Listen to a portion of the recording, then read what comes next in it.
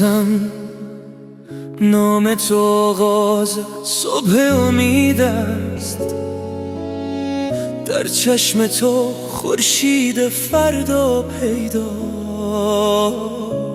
با دسته مهربان و خسته دنیای ما از عشق تو برپاست. هر جا که نوری هست از قلب تو جاری است. هر جا که امیدی هست نام تو تکراری.